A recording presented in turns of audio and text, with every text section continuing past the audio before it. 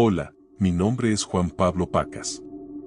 Soy médico forense en Sinaloa, tengo 42 años y a lo largo de mi carrera he visto cosas que desafían la razón y ponen en duda la naturaleza misma de la realidad.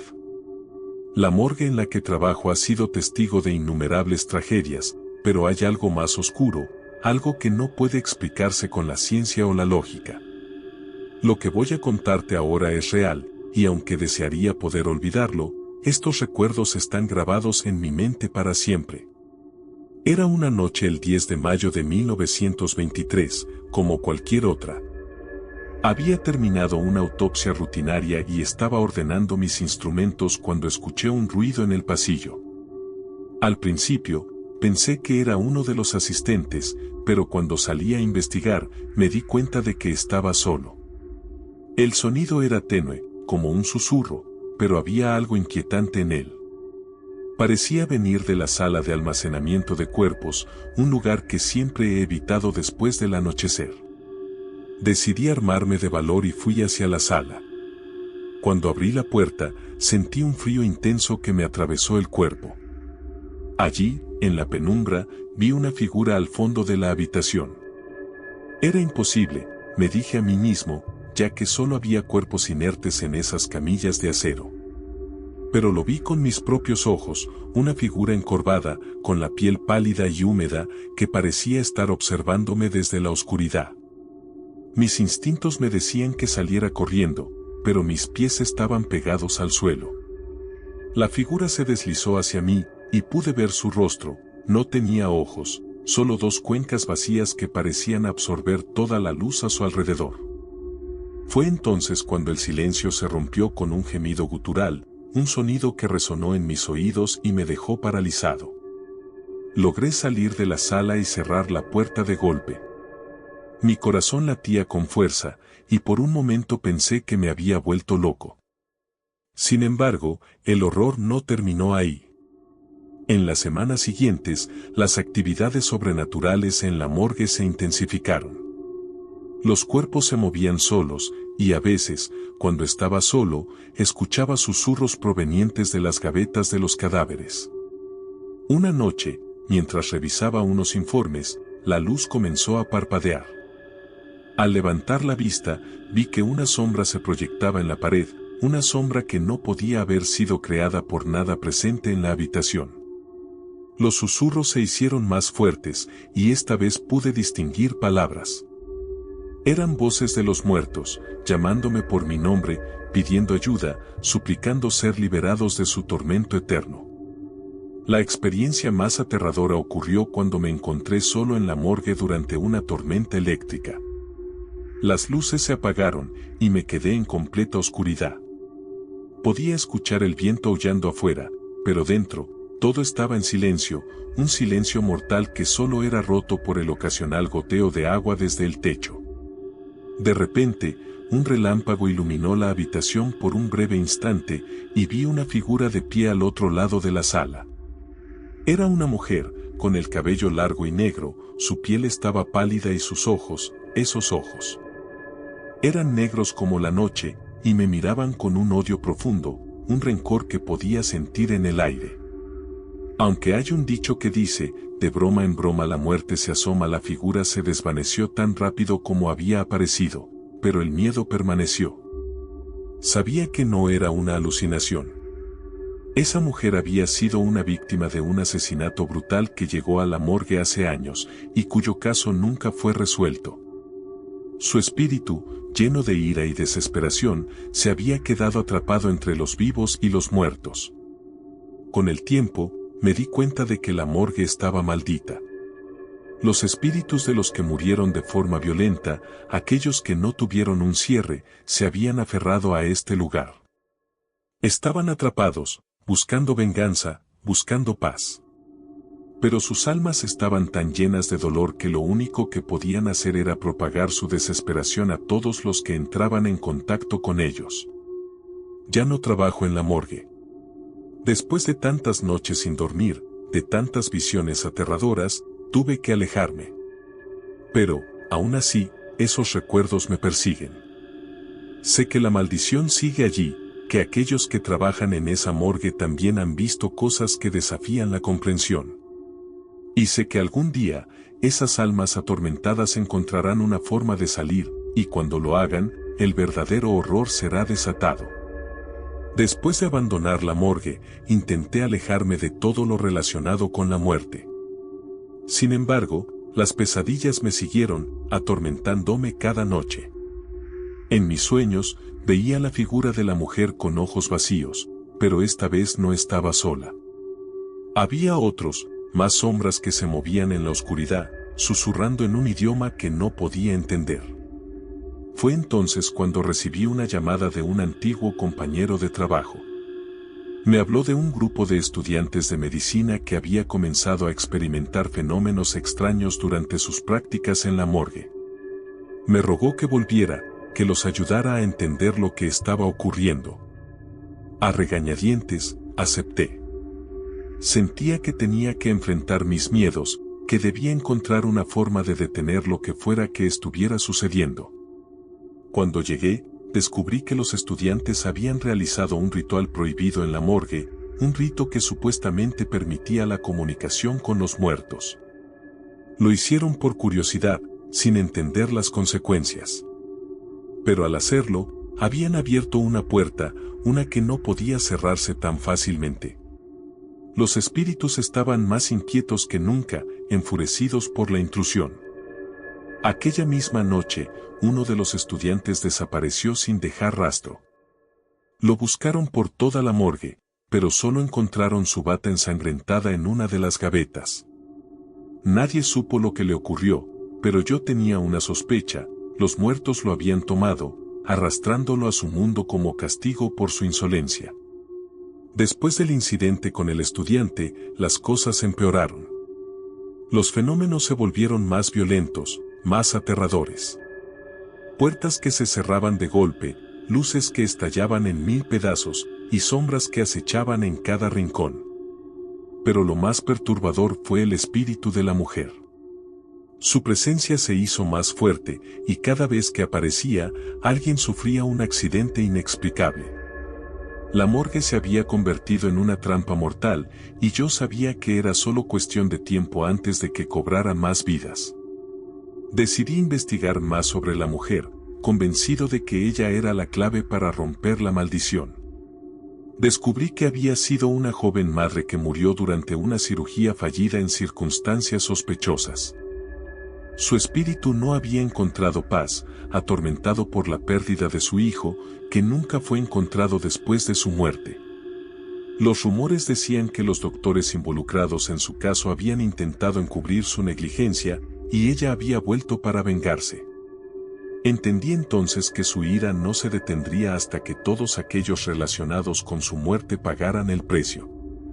Pero lo que no esperaba era que su sed de venganza la llevara a atacar a cualquiera que se cruzara en su camino, incluyéndome a mí.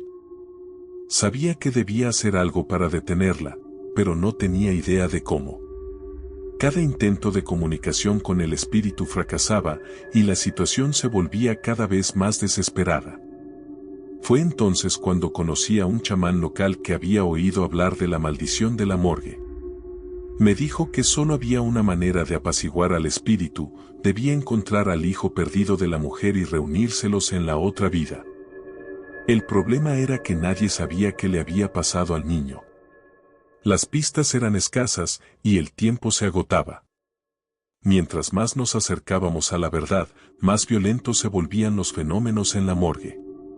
Las paredes comenzaron a sangrar, los cadáveres parecían moverse solos, y los gritos de la mujer resonaban en los pasillos, cada vez más cerca, cada vez más desesperados. Finalmente, en la última noche que pasé en la morgue, encontré una pista que lo cambió todo. Uno de los doctores había enterrado al niño en el patio trasero de su propia casa, tratando de ocultar su vergonzoso error. No había sido un accidente, lo había hecho deliberadamente para evitar el escándalo.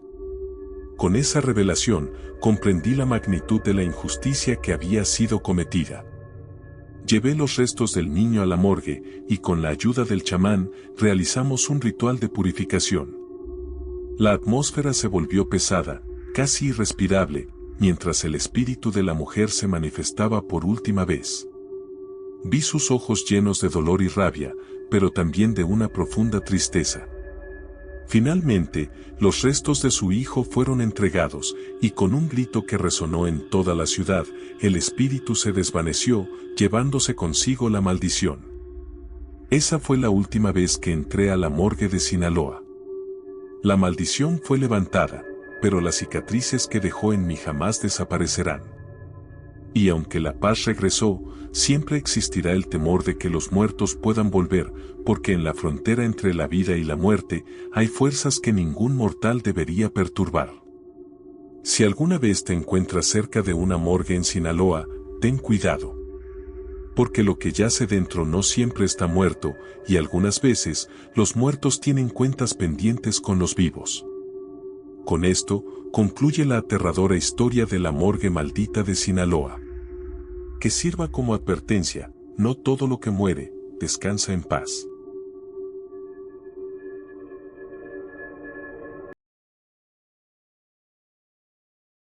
La historia que estás a punto de oír es de Antonio, que ha estremecido a todos en Chihuahua, México. Esta es la historia de mi hermana Marta y de cómo una simple búsqueda de lo paranormal desató una maldición aterradora. Era 1975, una época en la que ya se escuchaban rumores perturbadores sobre la iglesia de nuestra pequeña ciudad. Cosas que nunca antes habían sido vistas o mencionadas, especialmente después de la medianoche. Mi hermana Marta siempre había sido valiente, y su curiosidad por lo sobrenatural la llevó a armarse de valor una noche y dirigirse a la iglesia a las 12 en punto. Estaba decidida a descubrir qué estaba causando tanto pánico entre los habitantes. Al llegar, el silencio de la iglesia a esas horas era abrumador. Los bancos vacíos, las velas apenas encendidas y la sensación de que alguien, o algo, la observaba, hizo que su corazón comenzara a latir con fuerza. Marta caminó hacia el altar mayor, y allí, en la penumbra, vio la figura de una sombra moviéndose lentamente, como si flotara. Al voltear, el horror la invadió. Una anciana vestida de negro, con una sonrisa perturbadora, la observaba desde un rincón. ¿Qué buscas, hija?, le preguntó la anciana con una voz que resonaba en las paredes de la iglesia. La luz comenzó a parpadear violentamente, y Marta sintió que una fuerza sobrenatural la rodeaba. Aterrada, comenzó a rezar el Ave María, pero las palabras se ahogaban en su garganta, como si sus oraciones no fueran escuchadas en aquel lugar maldito. Las campanas de la iglesia empezaron a sonar con fuerza, como si anunciaran una tragedia inevitable. Al día siguiente, encontraron el cuerpo sin vida de Marta dentro de la iglesia. Nadie se atrevió a acercarse ni a llamar a la policía, el miedo paralizó a todos. Días más tarde, yo, su hermano Carlos, decidí enfrentar lo que había ocurrido. A las 12 de la madrugada, regresé a la iglesia, buscando respuestas. Lo que encontré me dejó sin aliento. El espíritu levitante de Marta, con los ojos vacíos y el rostro desencajado, acompañaba al fantasma de aquella anciana, la Madre Piedad. Ambas almas parecían deambular por el altar mayor, atrapadas en una maldición que no tenía fin. Descubrí, demasiado tarde, que la única manera de librarse de esa maldición era ofreciendo las almas de monjas jóvenes y puras, algo que no estaba dispuesto a hacer. Ahora, esos espíritus atormentados siguen rondando, buscando a alguien más que caiga en la trampa de la Madre Piedad. Después de la trágica muerte de Marta, los días se convirtieron en semanas, y el dolor en mi corazón no hacía más que intensificarse. Mi mente estaba en constante lucha, recordando cada momento con mi hermana y preguntándome si realmente pude haber hecho algo para salvarla. Pero había algo más, algo que no podía sacudirme. El terror que había experimentado en esa iglesia maldita, la imagen de Marta flotando junto a la Madre Piedad, era una visión que me atormentaba día y noche. La iglesia se había convertido en un sitio de leyendas y miedos en Chihuahua. La gente evitaba pasar cerca, y aquellos pocos valientes que osaban hacerlo hablaban de ruidos extraños, de sombras que se movían en la oscuridad y de campanas que sonaban sin que nadie las tocara. Pero la iglesia permanecía cerrada, sus puertas selladas por el temor que todos sentían. No obstante, no podía vivir con la incertidumbre. Sabía que, de alguna manera, necesitaba enfrentar ese mal nuevamente. Aunque la idea me aterrorizaba, la necesidad de encontrar una respuesta, de quizás liberar a Marta de su destino, me impulsó a regresar al lugar donde todo había comenzado. Antes de partir, me preparé lo mejor que pude. Busqué en antiguos textos sobre exorcismos y rituales de protección, intentando encontrar alguna manera de enfrentar a la Madre Piedad. Llevé conmigo un rosario bendito, agua bendita y un viejo libro que había encontrado en una biblioteca, que hablaba de espíritus vengativos y cómo apaciguarlos. Esa noche, regresé a la iglesia. El aire estaba cargado de una tensión casi palpable. No había ni un alma en las calles, como si todo el pueblo supiera que algo terrible iba a ocurrir. Caminé hasta la iglesia y, con las manos temblorosas, empujé la puerta, que se abrió con un chirrido escalofriante. Dentro, la oscuridad era densa, y el frío que me envolvió me hizo sentir como si hubiera entrado directamente en el inframundo. La sensación de ser observado era abrumadora, pero me obligué a seguir adelante. El altar estaba justo como lo recordaba, pero había algo diferente en el aire. Una pesadez que parecía presagiar la llegada de algo malévolo. Caminé hacia el altar, con el rosario en una mano y la linterna en la otra. Y entonces, lo escuché. Un susurro. Era la voz de una mujer, suave pero llena de una oscuridad que me heló la sangre. «Has vuelto por ella», dijo la voz, resonando en las paredes de la iglesia. Me detuve en seco, mi corazón latiendo descontroladamente. La luz de la linterna comenzó a parpadear, y supe que estaba cerca. La Madre Piedad. La oscuridad a mi alrededor se volvió casi palpable, como si estuviera siendo envuelto por un manto invisible que apagaba toda luz y esperanza. Los susurros se intensificaron, girando en torno a mí como un torbellino de voces distorsionadas, llenas de odio y desesperación. Sabía que la Madre Piedad se estaba acercando, y mi miedo era tan intenso que apenas podía respirar. Entonces, frente a mí, en el altar mayor, la figura comenzó a materializarse. Era la Madre Piedad, tal como la había visto la primera vez. Su vestido negro parecía fluir como un río de sombras, y sus ojos, oscuros y profundos como pozos sin fondo, me observaban con una mezcla de burla y desdén. A su lado, como la última vez, el espíritu de Marta flotaba en el aire, pero esta vez su expresión parecía más resignada, como si hubiera aceptado su destino. «No puedes salvarla», dijo la Madre Piedad, su voz resonando en la iglesia como un eco maldito. «Ella pertenece a este lugar ahora, como todas las almas que he tomado». La desesperación me invadió. Sabía que estaba enfrentando un poder que no podía comprender, y menos aún derrotar. Intenté rezar, pero las palabras se atascaban en mi garganta, y la Madre Piedad solo sonreía, disfrutando de mi sufrimiento. «Tu hermana me despertó», continuó la Madre Piedad, dando un paso adelante. «Ella buscaba respuestas, y las encontró en mí. Ahora, ella es mía». «No», logré decir, aunque mi voz sonó débil y quebrada. «No dejaré que te la lleves». Pero la Madre Piedad solo se rió, un sonido frío y sin vida que resonó en las paredes de la iglesia. «Tu hermana cometió un error al venir aquí, y tú has hecho lo mismo al regresar. Ambos están condenados, a menos que...». «¿A menos que qué?», pregunté, aferrándome a cualquier posibilidad de salvar a Marta. «La única manera de romper la maldición», dijo la Madre Piedad, «es ofreciendo las almas de monjas jóvenes y puras. Solo entonces podría liberar a tu hermana». Sus palabras me golpearon como un martillo. La idea de sacrificar a otras personas inocentes para salvar a Marta era impensable, pero al mismo tiempo, la desesperación de querer salvarla me corroía por dentro. La Madre Piedad se desvaneció en la oscuridad, dejando tras de sí una atmósfera pesada y opresiva. Sabía que tenía que tomar una decisión que cambiaría mi vida para siempre. ¿Estaba dispuesto a sacrificar otras vidas por la de Marta? La pregunta me atormentó mientras salía de la iglesia, dejando atrás el lugar maldito, pero sabiendo que el verdadero horror apenas comenzaba. Tras mi escalofriante encuentro con la Madre Piedad, me di cuenta de que necesitaría más información si quería encontrar una solución que no implicara sacrificar vidas inocentes. Decidí investigar a fondo la historia de la iglesia y de la propia Madre Piedad. Sabía que esta entidad oscura no era simplemente un espíritu errante, su maldad tenía raíces profundas, y descubrir su origen podría ser clave para salvar a Marta sin tener que cometer un acto tan atroz. Comencé mi búsqueda en la biblioteca del pueblo, revisando archivos antiguos y consultando con los pocos historiadores que quedaban.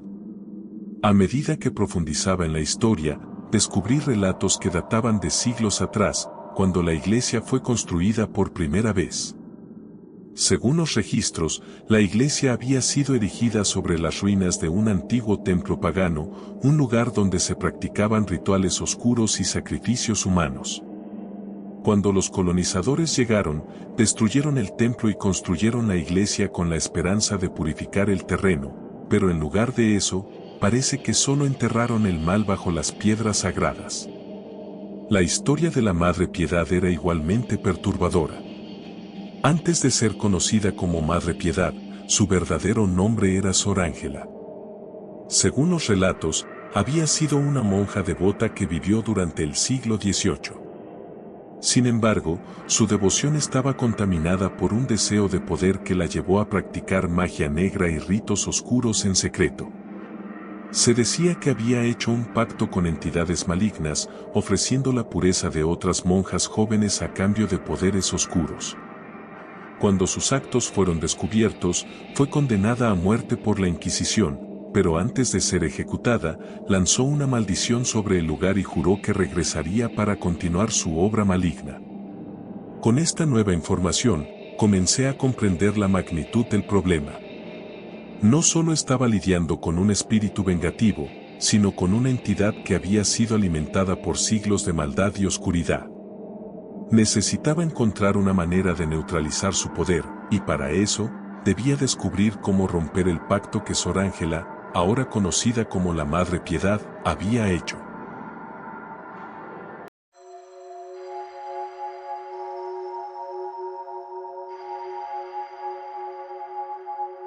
Mi nombre es Gus, y lo que voy a contarles no es un relato de fantasmas ni de criaturas comunes, sino de cosas que jamás creí que podrían existir. Lo que ocurrió durante el viaje final de Lázaro desde México a Texas es una experiencia que aún me persigue y atormenta mis noches. Lázaro, un hombre que llevaba consigo una carga de secretos oscuros, decidió emprender un viaje a Texas en busca de una nueva vida. Acompañado por sus amigos, María y Roberto, el viaje comenzó como uno común, pero pronto se transformó en una travesía infernal. Todo comenzó en una noche sin luna, mientras cruzaban las áridas carreteras del desierto mexicano. Lázaro, María y Roberto se encontraron atrapados en un camino solitario cuando una tormenta de arena comenzó a arremeter con furia. Sin embargo, no era solo la tormenta lo que los acechaba. Desde el horizonte, una presencia indescriptible se hacía sentir, un mal palpable que parecía absorber la luz misma. De repente, el vehículo se detuvo inexplicablemente. Mientras trataban de arreglarlo, comenzaron a escuchar murmullos distantes, como si voces susurraran en un lenguaje incomprensible. El aire se volvía denso y pesado, y un escalofrío recorría sus cuerpos. Fue entonces cuando lo vieron, figuras sin rostro, sombras que se desvanecían y aparecían a su alrededor, moviéndose con una agilidad imposible para cualquier ser humano. Intentaron huir a pie, pero el desierto parecía haberse transformado en un laberinto interminable. Las figuras se acercaban cada vez más, y sus cuerpos parecían distorsionarse en formas geométricas imposibles, girando y cambiando como si fueran construidos de pura materia onírica. Cada vez que Lázaro, María y Roberto se volvían para mirar, el paisaje se había transformado en una amalgama de colores y texturas que no podían reconocer. La desesperación se apoderó de ellos cuando comenzaron a sentir una presión en sus cabezas, como si el aire se estuviera volviendo más denso y el tiempo más lento. En medio del caos, Lázaro fue el primero en notar una figura más prominente que las demás, un ser que parecía estar hecho de una sustancia líquida y gelatinosa, que emitía un brillo pulsante y caótico. Este ser comenzó a manifestarse más claramente, y lo que parecía ser un simple deseo de escapar pronto se convirtió en una desesperada lucha por la supervivencia. El ser comenzó a distorsionar la realidad a su alrededor, creando ilusiones que atrapaban a María y Roberto en un ciclo interminable de desesperación. La realidad y la fantasía se mezclaban, haciendo imposible discernir qué era real y qué era producto de la locura. La situación se volvió aún más grotesca cuando Lázaro encontró una entrada oculta en un rincón del desierto. Una puerta de metal oxidado que parecía estar allí desde tiempos inmemoriales. Sin pensarlo dos veces, Lázaro la abrió, esperando encontrar una salida. Pero lo que encontró en el interior era mucho peor, un túnel que se retorcía y giraba en ángulos imposibles, con paredes que pulsaban como si estuvieran vivas. A medida que avanzaban, las voces distorsionadas aumentaban en intensidad, y las figuras sin rostro se volvían cada vez más agresivas. Fue en ese túnel donde el grupo experimentó su verdadero calvario. Lázaro se enfrentó a visiones de su propia muerte en formas indescriptibles, mientras María y Roberto eran atrapados por entidades que parecían extraer su energía vital a través de sus gritos desesperados. En un último esfuerzo por escapar, Lázaro se adentró en una cámara final donde encontró una esfera de energía pura, flotando en el centro de la habitación. Lázaro, en un acto de desesperación y sacrificio, intentó destruir la esfera, esperando que al hacerlo, podrían liberarse de la trampa. Pero el esfuerzo fue en vano.